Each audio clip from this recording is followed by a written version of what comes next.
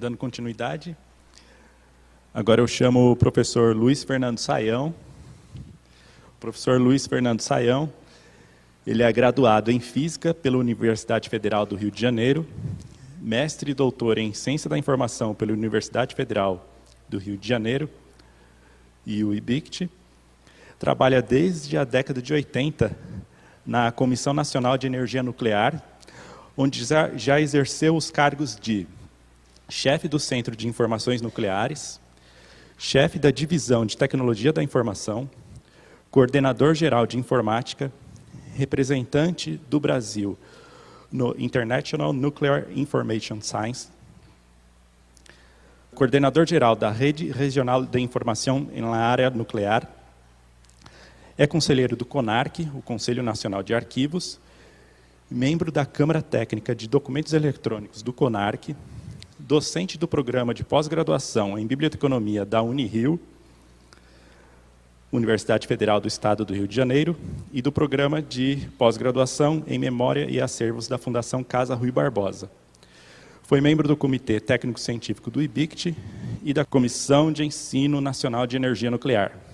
Tem como áreas de interesse bibliotecas digitais, publicações eletrônicas, interoperabilidade, base de dados, curadoria de dados de pesquisa e preservação digital. Ufa! Um pouco exagerado. Assim.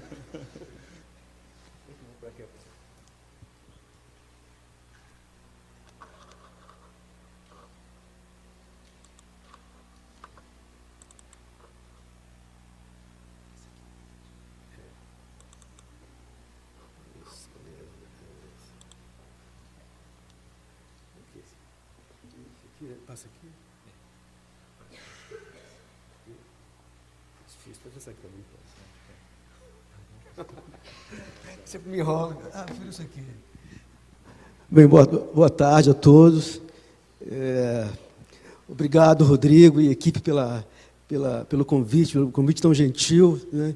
Conviver com as pessoas colegas tão importantes aqui nessa área de preservação, bibliotecas digitais, né? E assim, eu fico super feliz em ver a Ângela falando da Biblioteca Nacional, né, da Biblioteca Digital Nacional, porque grande parte do que ela falou vai servir de exemplo, né, de exemplos positivos para o que eu vou falar aqui. Não é? Porque, não sei, acho que eu tenho algumas coisas inconvenientes para falar, eu fico muito preocupado com isso. Não é? Mas, assim, eu fico pensando... especialmente nas bibliotecas digitais que a gente tem hoje, nos repositórios digitais, e fico pensando assim, será que esses caras todos que pensaram as bibliotecas digitais, os repositórios, essas coisas que a gente vive hoje, né, desde do Wells, né, H.G. Wells, de 1930, até o cara da Web Semântica, que é o nome dele, pô? Barney Lee, né? Esses caras pensaram em bibliotecas digitais fantásticas, né? O H.G. Wells, quando deu de cara lá com a técnica do microfilme e tal, se inspirou e começou a pensar em coisas que a gente digamos assim, pratica hoje. Mas eu fico pensando que a gente não está praticando bem esse negócio, né? Que faltam algumas coisas importantes, né? Há pouco tempo, eu participei de uma banca de doutorado lá na Fiocruz, né, e eu deparei com uma coisa que me assustou um pouco. Né? A pessoa que fez a tese estava trabalhando com os pesquisadores brasileiros e portugueses, né, e fez o estudo comparativo do uso dos repositórios. Né? E aí, nada me espantou na tese, mas uma coisa assim me deixou... petrificado, né? Porque os pesquisadores preferem usar o ResearchGate em vez do repositório institucional. Cara, que coisa absurda, né? Mas é verdadeiro isso, porque o nosso repositório institucionais não tem serviço. Eles não praticam nada além de guardar e dar um acesso simples, né? Com uma interface da metade do século passado. Né? E o ResearchGate, né, que não é a mesma coisa, ele proporciona um monte de serviços interessante, avisa o cara, quem leu, faz estatística de uso, coloca você em contato com os pesquisadores da sua área e tudo mais. E os nossos repositórios não fazem isso, né? Por que não fazem isso? A gente tem a tecnologia, tem né, a disponibilidade, tem os conteúdos, né, que é o mais importante, né?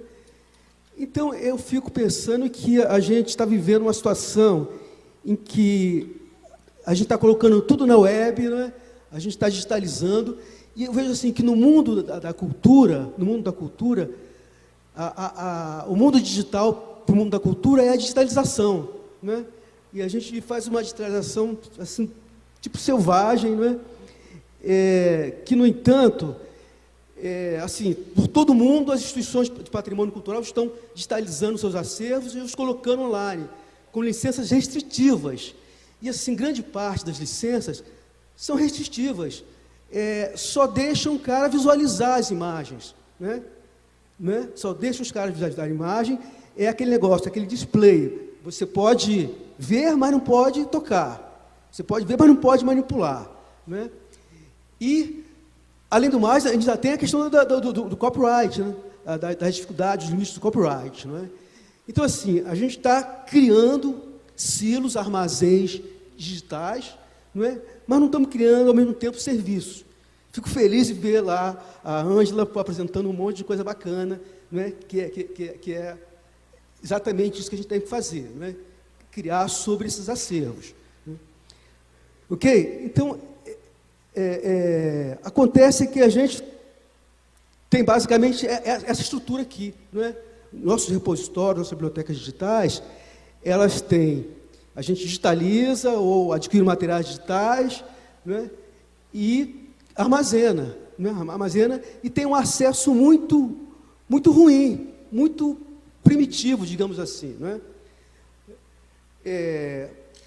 E a gente tem uma riqueza de coisas, né, de conteúdos digitais que não são também bem tratados, não passam por um trabalho de curadoria, novamente como a Ângela falou, né, não são selecionados, não são, né? Então a gente precisa romper esse muro aqui e libertar os nossos acervos, né? Porque o armazenamento não é memória, não transmite conhecimento. Você só armazenar não transmite conhecimento, né? Então você tem que ativar essa memória para fazer com que esse conteúdo seja utilizado, né? Então aqui, o armazenamento não é memória, não transmite conhecimento inercialmente. É preciso de uma intenção, né? São ações intencionais que ativem e potencializem a potencialidade dos acervos digitalizados. É essa a questão que a gente tem que fazer, não é? A gente tem que criar nossos acervos digitalizados e não fazer com que eles sejam, digamos assim, o mimeógrafo digital das bibliotecas que criam, só armazenam informação, né? Okay? Então, a ideia é essa. E, assim, eu vejo que os museus avançaram muito mais nisso, né? Olha, novamente a Ângela, que é um exemplo legal disso. Os museus não ficaram só no acesso. Eles usam os acervos, por exemplo, para fazer a gestão dos acervos físicos, para ajudar, por exemplo, na identificação, na preservação, na conservação, e tudo mais que envolve, né, na restauração, os acervos físicos, né? E usam também esses acervos para produzir novos construtos, para serem reutilizados em novas, ressignificados e usados em novas propostas, né? Okay? Então, assim, acho que nós temos que, né, o pessoal das bibliotecas digitais tem que pensar muito, tem que, digamos assim, olhar os exemplos dos museus, né, que estão mais avançados nessa questão, né, do uso, do reuso, da curadoria dos acervos digitais, né? Então, a digitalização não é só para formar um armazém de conteúdos digitais, ok? É isso? Tá? Outro exemplo importante, e aí já recai, muito próximo que são exemplos da área de biblioteconomia, não é? É na área de dado de pesquisa, não é? Na área de dado de pesquisa, você recolhe os dados brutos, os dados digitais brutos, mas eles são processados, são reformatados, são integrados, são remixados, a palavra legal é remixados, né? Como na música, não é? E criam um monte de novos produtos, visualizações, simulações, plotagem, modelos, não é? Então você tem um conteúdo bruto e você manipula esse conteúdo e recria novas coisas, não é? Junta com outras memórias, junta com outros arquivos de outras bibliotecas e recria coisas interessantes, né? Certo? Então, assim, a gente tem um dinamismo em torno desses acervos de dados de pesquisa. Senão eles não servem para nada também, né? Senão eles são vazios. Você recolhe os dados brutos não servem para muita coisa, eles precisam ser processados, né? Então, esse exemplo, e aqui você tem uma curadoria, né, que dinamiza esses acervos, né? Então, a gente tem dois exemplos aí que os nossos repositórios, nossas bibliotecas podem usar, né? O exemplo dos museus e os exemplos das bibliotecas que trabalham com dado de pesquisa. A gente tem um monte de exemplos legais, né? Então, assim, tem uns autores, né, que trabalham nessa questão, né? Tem esse Reis aí, né, que é um trabalho recente, que fala assim: a gente tem que compreender o meio digital como um facilitador de acesso e precursor de novas possibilidades de imersão nos lugares de memória, afastando-se de uma concepção simplista do digital como mero repositório de informações, né? Então, a nossa tendência é ir para essa concepção simplista, de colocar, de digitalizar de forma selvagem, sem ter uma perspectiva de serviços. Eu vejo muito isso na discussão, as discussões em torno dos repositórios, e nunca ninguém fala dos serviços, né? Até tive uma briga lá com a Bianca, lá do IBIX, lá no Pará, porque isso nunca é tocado, né? E ela me falou o seguinte: a próxima versão, a próxima geração do The Space vai se preocupar com isso. Os caras sacaram que isso é uma coisa que é um vazio, né? Tem um hiato aí que precisa ser corrigido. Então, parece que a próxima geração do The Space, ela vai trazer embutida, né, alguns tipos de serviços, né, que dinamizem os acervos dos repositórios. Okay? E assim, acaba que isso aí, esses acervos não tem que estar disponíveis só para os seres humanos, não. Só na busca, né? Você tem que ter interface para que programas atuem sobre esses acervos, né? Programas atuem e retrabalhem esses acervos, né? Então, assim, eles têm que estar livres para seres humanos, para manipulação por seres humanos, para manipulação por programas também, né?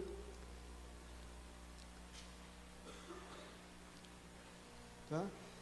E aí eu trago outra citação aqui, legal, do Lynch, isso em 2002, né? Esse cara é um pesquisador importante na área de informação, ele fala assim: Lynch reforça a ideia de que é necessário empacotar os conteúdos brutos, né, das coleções digitais, né, como faz a BN, né, de várias formas, tais como experiência de aprendizado, exposições curadas, ou interpretações e análise, criando novos artefatos intelectuais e serviços.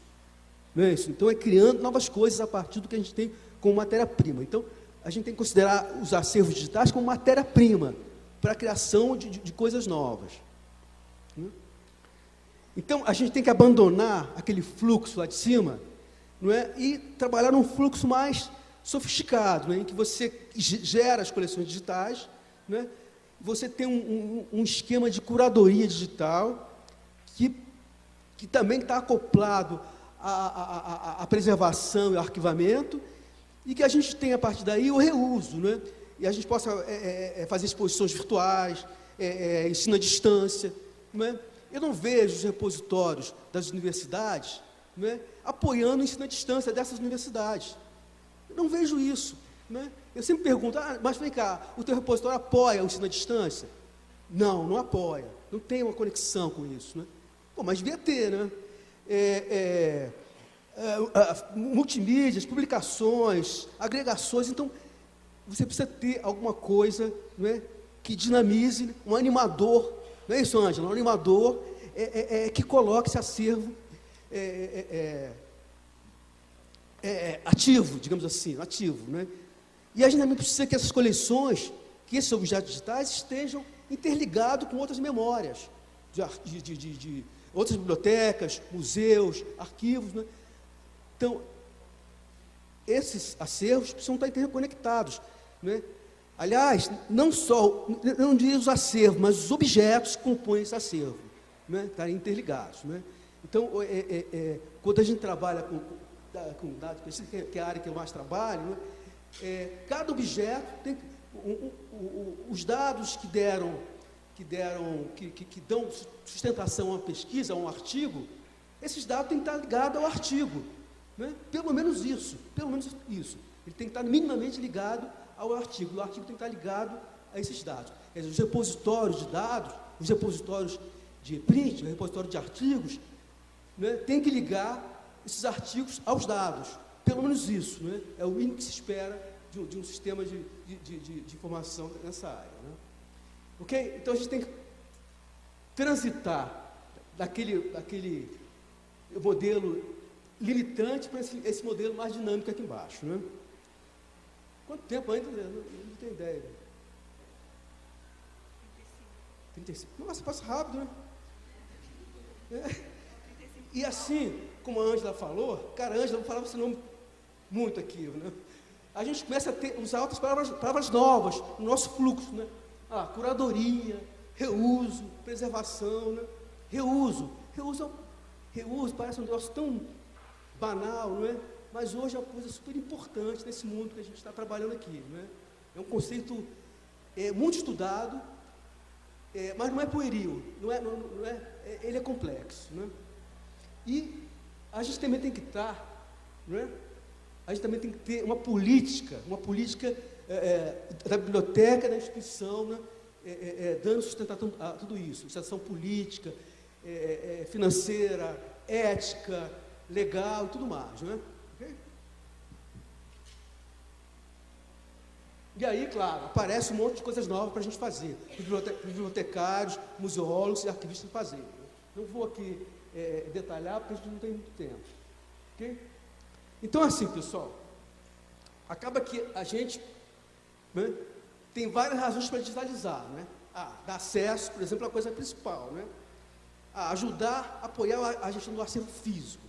Mas a gente tem outra coisa legal, que é os processos de digitalização permitem que os objetos culturais digitais possam ser agregados com outros objetos, formando novos construtos, reinterpretados em outros contextos, para outros propósitos, compartilhados, recriados, enriquecidos, anotados, né?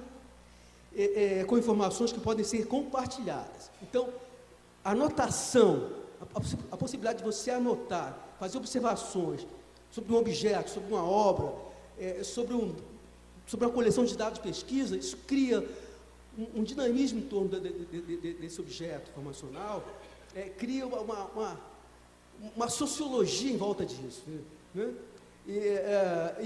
Pode ser incorporado em outras memórias e analisado sobre outros olhares, né? Então, vou pegar um exemplo da área de dados de pesquisa. Os dados de pesquisa que é produzido por um cara de sociologia pode ser interpretado por um cara de física, por exemplo. Tá? A gente vai ver aqui um exemplo interessante aqui sobre isso. Né? Então, assim, claro que a digitalização, né, joga a luz sobre coisas importantes que estão esquecidas, que estão, né, de culturas que estão negligenciadas e tudo mais. Né? Então, dá visibilidade na rede, às instituições, tal, né? Aumenta a audiência, né? Aumenta as visitas presidenciais, né? E contribui para a revelação e massificação do que antes estava resguardado, implícito e elitizado, né? Agora, fornece também matéria-prima para novos construtos, interpretações. Estou meio repetitivo, né? Mas é isso que é a coisa que tem para a gente, né? Mas por que isso acontece? O que tem por trás dos objetos digitais que dão essa força a essa reinterpretação? Eles têm umas qualidades interessantes, né? Eles são editáveis, né? Eu posso modificá-los continuamente, são interativos, são reprogramáveis, né? São distribuíveis, né? Eles são distribuídos, né? Você tem uma obra, um objeto digital complexo que ele está distribuído em vários lugares, né? E eles são modulares também. Isso, é um assunto legal, né? Isso é muito legal. Isso aí eu tirei da teoria dos objetos digitais desse autor aí embaixo, né? Aí, eu pensei, poxa, é legal, né? Então você tem, né, a obra rara que você digitaliza, ou o objeto que você digitaliza tridimensionalmente, e esse objeto é físico, né? É autocontido, tem um suporte fixo. Então ele está ali para ser preservado, né? Preservado. E, no entanto, você cria uma representação dele, digital, um master, né? Que tem todas essas qualidades ali, editável, interativo, aberto, reprogramável, distribuído, conectável, né?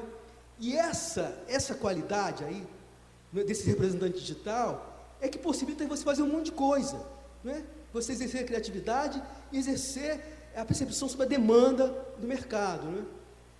Então, a ideia é essa, que você tenha resguardado, não é, os seus objetos físicos, né, os originais físicos, e enlouqueça as ideias com os objetos digitais, representantes desse objeto físico, né? Ok? É assim que está funcionando a coisa, né? Tá? Por quê? Porque você aí quebra, Ângela, você falou isso também, você quebra esse velho, velho o quê? Velho, tem um nome para isso? Velho dilema, exatamente, entre o acesso e a preservação. O acesso está garantido, porque você preserva o acesso no sentido mais amplo possível, e a preservação também está garantida, porque o objeto físico está resguardado, né? Você criou um representante digital que é muito próximo dele, para muitas coisas, e você criou representantes digitais que você pode fazer um monte de coisa em torno dele, né? Ok? E assim, acaba que você pode pensar nos objetos digitais, né, como Lego, né? Como Lego que você recria coisas, né? Porque ele tem essas propriedades que a gente falou lá, né? Então você recria coisas a partir desse Lego, né? Meio brincadeira, né? Mas é verdadeiro, né? Tá? Sim, mas aí tem as consequências todas, né, disso aí, né? Vamos ler o que é. Os objetos digitais formam uma parte significante da herança intelectual, cultural, contemporânea, e abrem oportunidades extraordinárias para as instituições de patrimônio, mas deixam como desafio a gestão e a preservação. Então a gente tem que tratar da gestão e preservação desses objetos, que é diferente da gestão e preservação dos objetos físicos, né? Então, eu vou dar umas puladinhas aqui, tá? Então, assim, essa mesma tecnologia que nos ajuda a criar coisas, ela cria e destrói. É um negócio paradoxal, né? A tecnologia digital, ela cria suas maravilhas e ela mesmo destrói, né? Okay? Então a gente tem que cuidar disso, né? Por quê? Porque a informação digital não sobrevive inicialmente. A gente precisa ter a intenção de preservar. A gente não acha a informação digital na caverna, lá perdida no deserto, no porão da casa, da sua casa. Você não acha isso. Você tem que ter a intenção de guardar, de preservar. Senão não funciona, né? Ok? E quando você faz a digitalização, né, você cria, né, derivados que você vai colocar lá na internet, né, mas você cria também matrizes que vão gerar uma memória digital, né? Então você tem uma memória digital agora para guardar. Aliás, agora você tem uma encrenca, porque você tem duas coisas, né? Você tem que fazer a gestão do acervo físico, feito de átomos e moléculas, e você tem que fazer a gestão dos acervos digitais, né? Bits e bytes. Isso aí é um ônus terrível para as instituições. Eu vejo isso, né? Que agora você tem que fazer gestão de duas coisas complicadas, né? Isso, diferentes, e que exigem requisitos diferentes de gestão. Quanto tempo?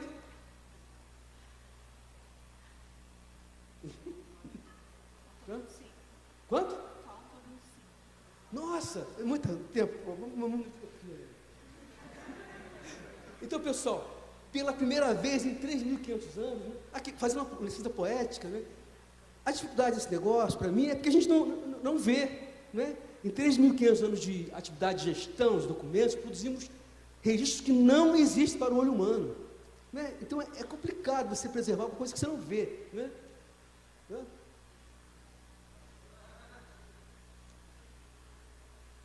Diferente, né, das placas de argila da Babilônia, dos papiros egípcios, dos pergaminhos romanos, papel moderno, mesmo do microfilme, né? E assim, o texto não conta toda a história. O texto não conta toda a história, né? Os objetos estão cada vez mais complexos, né? É fácil você, né, Miguel? É fácil você preservar tabela, anotação, texto, foto, né? Mas é difícil você preservar, por exemplo, realidade virtual, games, simulações, né? Lá onde eu trabalho, a gente faz videogame, faz simulação, faz ambiente de imersão para poder, digamos assim, ensinar o operador de reator, né? O cara não entra no reator, quem entra é uma simulação que se faz, né? Então, guardar isso é muito complicado, né? Muito difícil, né? Então, os objetos didáticos começaram a ficar complexos e, assim, acaba que o produto de pesquisa não é mais um texto, é um videogame. E como é que você publica isso? Onde você publica isso, né? As coisas ficam complicadas aí, né?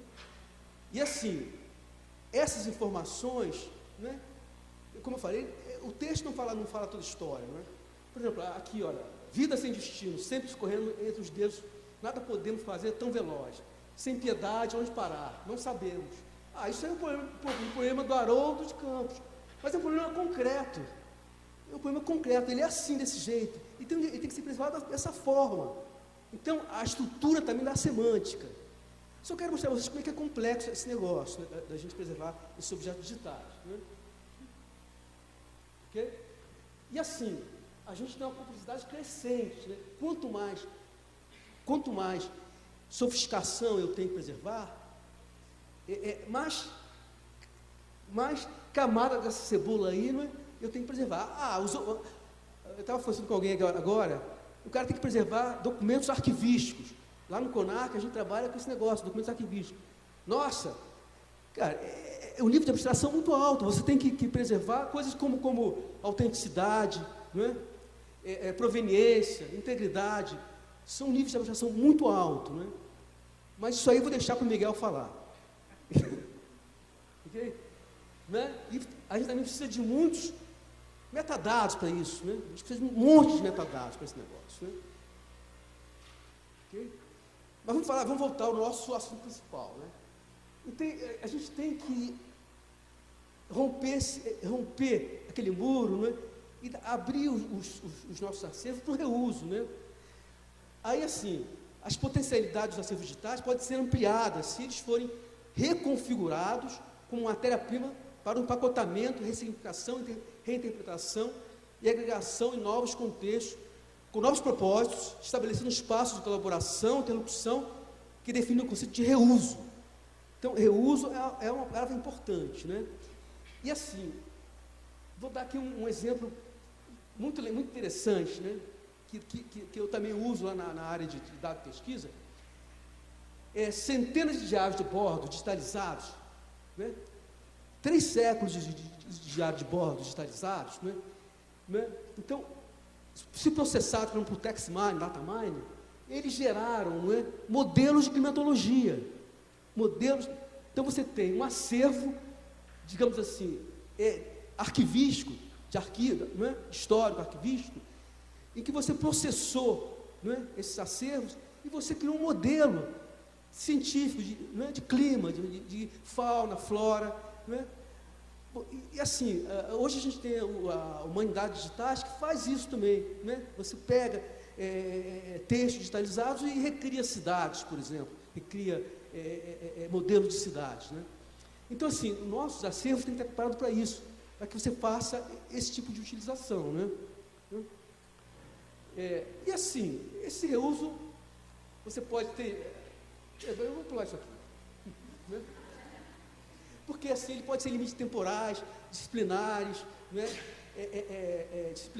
Disciplinares e setoriais. Hoje o pessoal reusa os acervos do Google, do Twitter, para descobrir doença, surto de doença, né? Pelas consultas, né? Então, você tem assim uma grande fonte de informação em coisas que você antes considerava banal, né? Mas isso aí, pessoal, não é uma coisa... O reuso não é uma coisa banal, né? É você tornar uma coisa que é local, tácita e global, universal, né? É você tornar seu acervo que é feito para você, para a sua comunidade, né? Universal.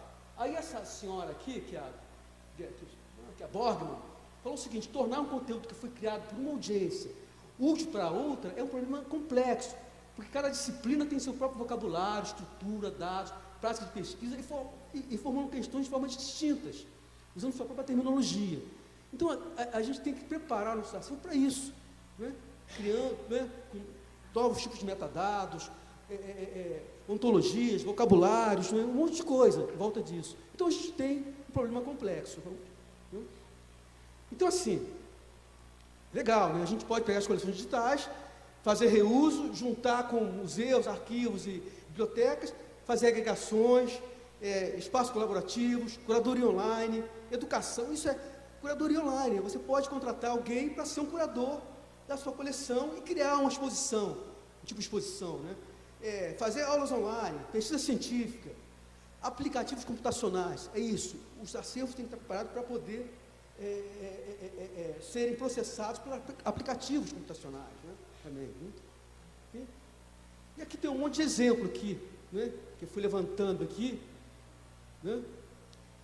Acho que a gente não tem pouco tempo para isso, porque eu queria mostrar para vocês ainda algumas coisas interessantes, né?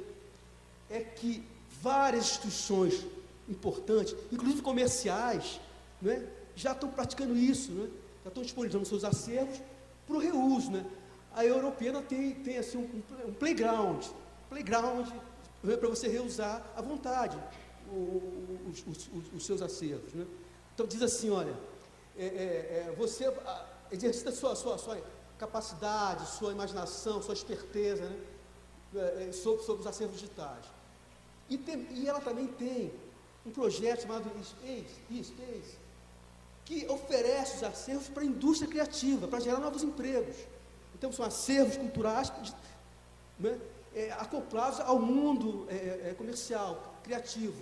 Eles querem criar empregos. Então, já que tem esse acervo lá, esse acervo tem que fazer alguma coisa legal, entendeu? Tem que ter sustentabilidade. O Flickr tem o Creative Commons, que está aqui, deixa eu ler aqui, o objetivo principal do Commons é compartilhar tesouros ocultos dos arquivos de fotografia pública do mundo. A gente também tem o Internet Archive Book Image, que é para isso também. A British Library, né, encoraja você a usar os seus acervos para isso, entendeu? Inclusive para fazer produtos físicos, né, coisas, né, e o mais legal de todos aqui é esse museu aqui, museu holandês. Não sei se o seu Rijksstudio, não sei se tem uma pronúncia melhor aí. Né? Então, pessoal, olha só, aqui na British Library, né?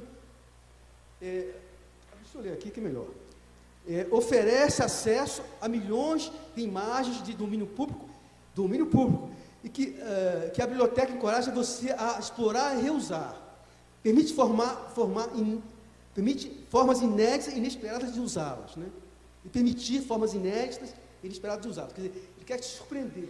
E a British Library está atrás, ela quer descobrir o que cada pessoa fez com as imagens. Ele tem um programa, né, que é para isso, para saber o que o cara fez de criativo. Tem concursos, né, em volta disso, né? Trabalhar com pesquisadores para explorar e interpretar coleções digitais em larga escala, né? Tá? O RISC tem uma seção para pessoas, né, para assessores, né, e tem uma área para desenvolvedores, né, tem um API, que é uma interface para de programação, para que programas possam agir sobre os acervos e recriarem coisas. Né? Quanto tempo? 15? Cara, o tempo está passando devagar. Então aqui, olha só, esse é o Space. Né? Então aqui, ambiente aberto para desenvolvimento de aplicações e serviços baseados no conteúdo digitais culturais. Esse vai ser o próximo passo da BN, né? Não é? Eu já sei. Né? Criação de novas oportunidades de emprego e de crescimento econômico no setor das indústrias criativas europeias com base nos recursos culturais digitais. Né? Okay? Aqui, ó, ele tem um monte de projetos interessantes, né, em volta disso, né? São chamados de projetos pilotos. Os pilotos serão um meio de descobrir diferentes cenários para a reutilização de conteúdo cultural, digital, com especial foco na reutilização de conteúdo acessível via Europeana. Então, ninguém está afim de deixar os acervos parados. Né? E aqui, como eu falei, as humanidades digitais, né? Também se utiliza dos acervos digitais. Né? Claro, a gente tem problemas com isso. Né? Tem problema de privacidade, tem problema das licenças. Né? Quer dizer,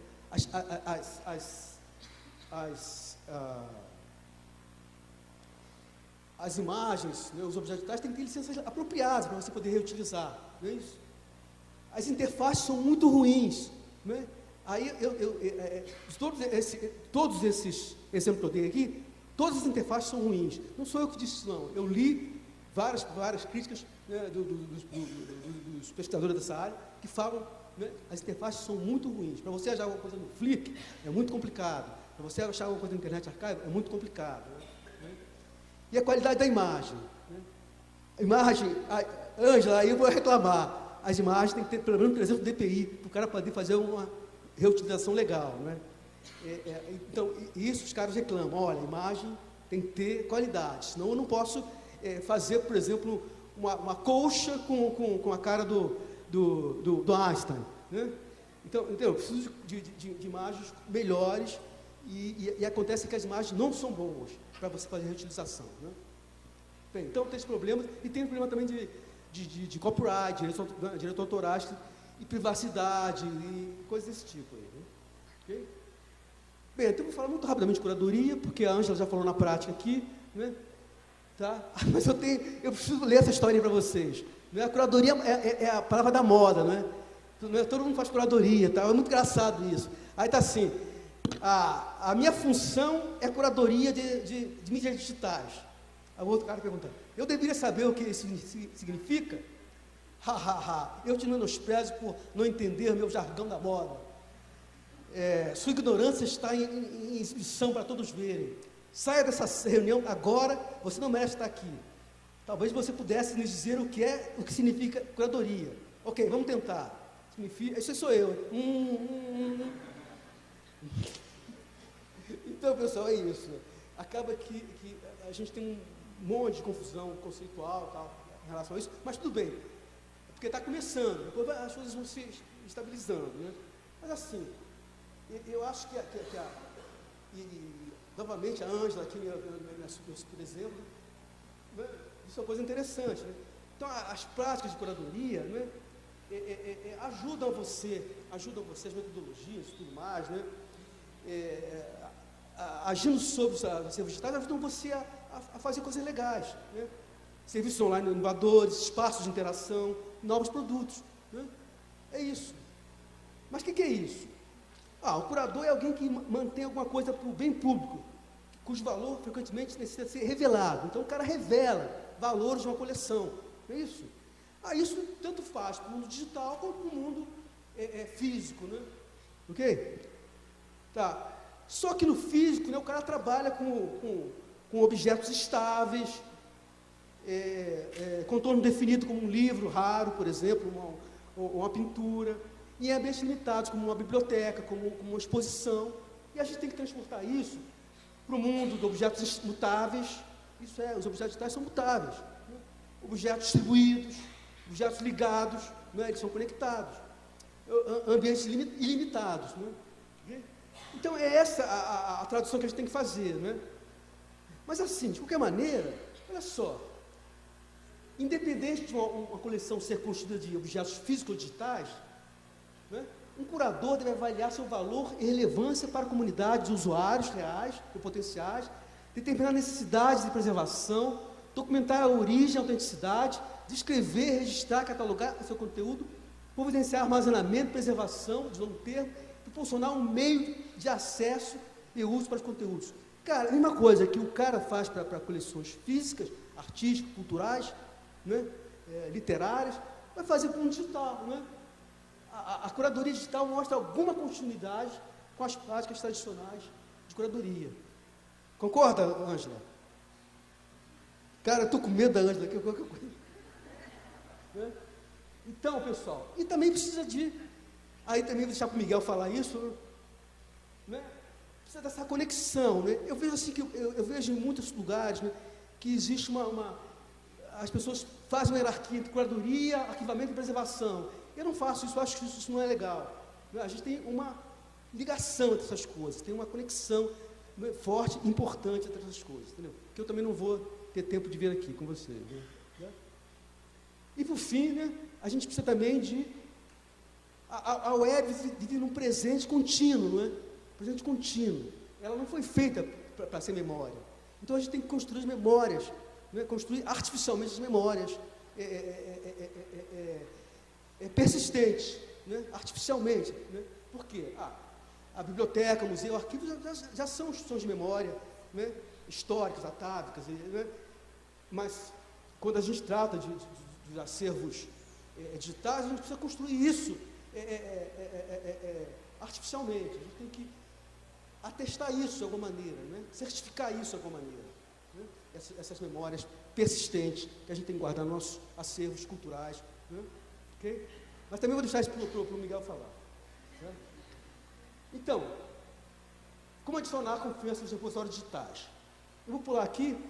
A gente precisa de certificação, né? Auditoria e certificação, né? É uma coisa importante hoje, né?